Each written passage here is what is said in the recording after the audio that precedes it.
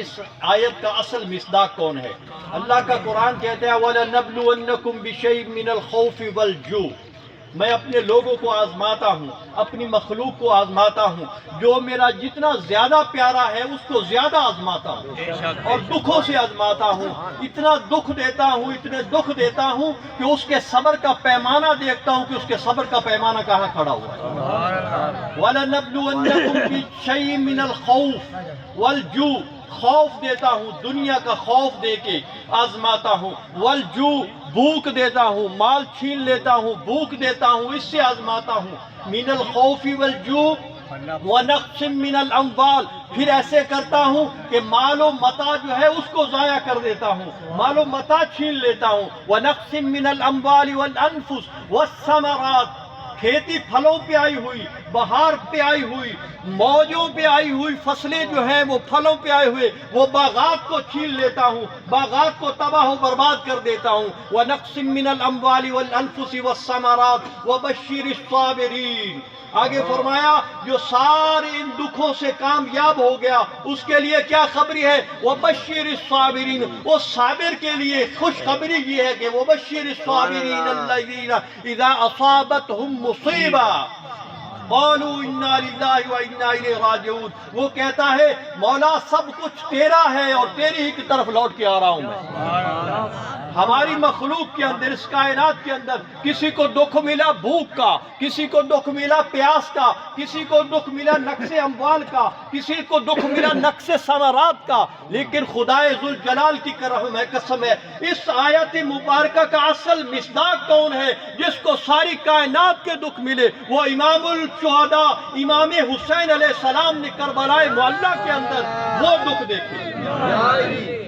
جن سے سارا کچھ چھین لیا، نقص اموال بھی آیا، نقص مال بھی آیا، نقص ثمرات بھی آیا، نقص جان بھی آیا، سب کچھ چھین کے رب ذوالجلال نے فرمایا کہ حسین سنا وَلَنَبْلُوَنَّكُمْ بِشَيْءٍ مِّنَ الْخَوْفِ، تو حسین نے ثابت کر دیا مولا تیری رضا پہ راضی ہو گیا ہوں، سب کچھ قربان کر دیا ہے، مال بھی تھا وہ بھی دے دیا، جانیں بھی دے دی، سب کچھ لٹا دیا۔ میرے رب مولا نے کہا کہ قالوا انا للہ و انا الیہ راجعون، کہ محبوب سب کچھ تیرا تھا تو نے دے دیا، اب میری طرف آ، سب میری جزا میری ذات تیرے لیے ہے۔ کیا بات ہے، سبحان اللہ۔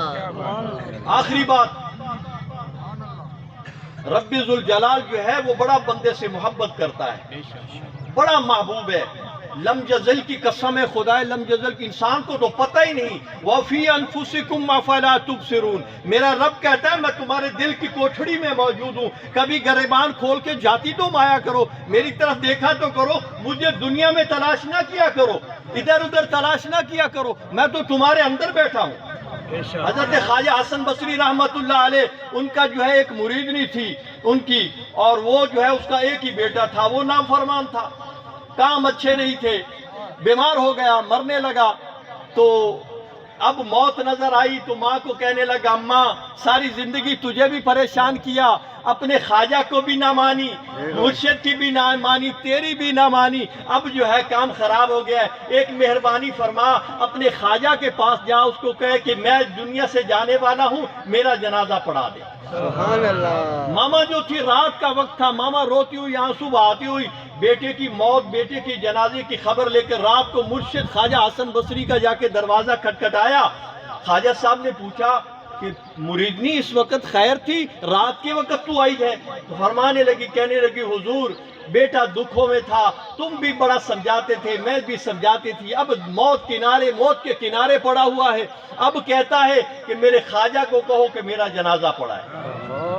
تو خواجہ صاحب فرمانے لگے کہ میں کیسے جنازہ پڑھوں، خدا کی اس نے اتنی نافرمانیاں کی، نہ میری مانی، نہ خدا کی مانی، نہ تیری مانی، کسی کی نہ مانی، اب میں کیا کروں، یا میرے پاس نہیں، میں نہیں اس کا جنازہ پڑھا تھا۔ مریدنی واپس آئی روتی ہوئی، گھر آئی، بیٹے نے پوچھا اماں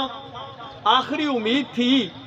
اور خواجہ صاحب نے حامی بھر لی ہے جنازے کی؟ تو ماں کہنے لگی بیٹا اگر تیرے کام اچھے ہوتے تو خواجہ صاحب جو ہے وہ جنازے کی حامی بھرتے، نہیں بھری تو اچھا بس یہی تھا۔ جب یہ الفاظ سنے تو پھر اپنے دل کے اندر یہ سوچا، اپنے دل کے اندر ایسے کیا، اور پھر عرش کی جانب آنکھیں بلند کی اور کہنے لگا کہ مولا خواجہ بھی چھوڑ گئے،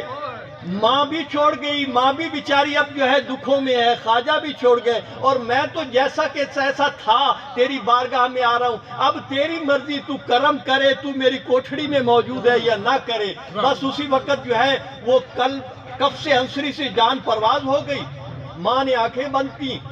جب صبح کی فجر کی ندا اللہ اکبر الصلاۃ خیر من النوم کی صدائیں آئی تو اس وقت دروازہ کھٹکھٹایا گیا۔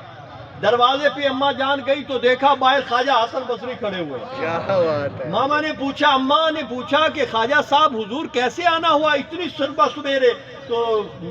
خواجہ فاضل صاحب فرمانے لگے کہ مجھے پتہ نہیں، جس کے لیے میں نے رات جواب دیا اس کے خدا نے مجھے بھیجا کہ خواجہ جا، تو نے میرے بندے کو نہانا بھی ہے، کفن بھی دینا ہے اور جنازہ بھی پڑھانا ہے۔ سبحان اللہ، تو مریدنی سے پوچھنے لگے حضور خیریت تھی کہ وہ اس نے اتنا بڑا رات میں جواب دے گیا، اس کے عمل بھی اچھے نہیں تھے؟ تو مریدنی کہتی حضور مجھے تو نہیں پتا، بس یہ اس میں دل نے سوچا کہ اب خواجہ بھی جواب دے گئے، ماں بھی جا رہی ہے اور رب تو بھی جا رہا ہے، بس اتنی کی اور آنکھوں سے آنسو جاری ہوئے۔ تو رب ذوالجلال کی جانب میرا حکم میرے پاس آیا ہے کہ حسن بصری تم نے جانا ہے، جا کے جنازہ بھی پڑھانا ہے اور کفن دفن کا انتظام بھی سبحان کرنا ہے۔ اللہ، معزز بھائیو،